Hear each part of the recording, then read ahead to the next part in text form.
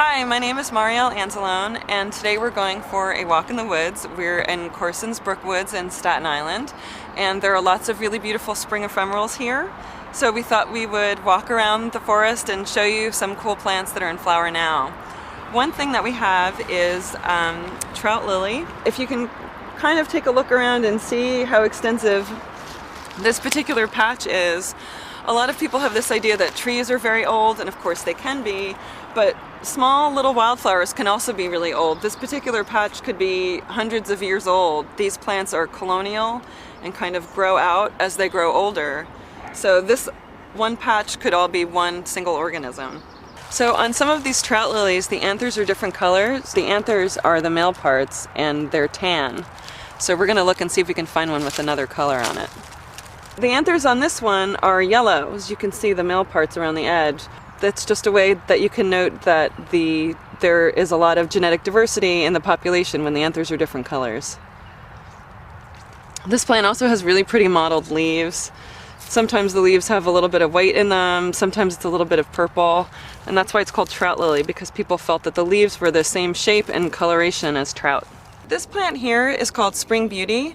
Spring Beauty is another one of our spring wildflowers that has a really short time frame. All of our spring ephemerals, they're called ephemeral because they don't last very long, but it's important that they photosynthesize a lot so that they're able to store energy reserves in their rootstock, and that is the piece that overwinters. So by the time the middle of June comes around, these plants will be totally gone and you'll have no idea that they were ever here. This particular patch is a patch of skunk cabbage, and skunk cabbage is a really cool plant because it flowers very early. You can find it in flower as early as January.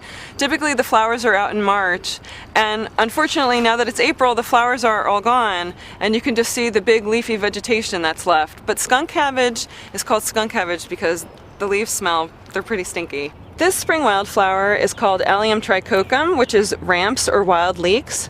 And this is a delicacy. Your plant is being sold at Union Square Green Market, but it also grows wild in New York City. And the really interesting thing about this plant is that the flowers come up after the leaves disappear. So the only thing we have to see from the flower right now is the old flowering stalks from last year. This is another patch of Spring Beauties, Claytonia Virginica. And you can see that there's a little native bee that's pollinating the flowers right now. It's kind of going in there and buzzing about. So that's what's really nice about spring ephemerals, is that they come out early enough for the native pollinators to come and get their pollen and their food. So this particular plant is really interesting because it's rare in New York City. It's only known from a couple of different populations in the 5 boroughs. It's called Verastrum viridi, which is false hellebore.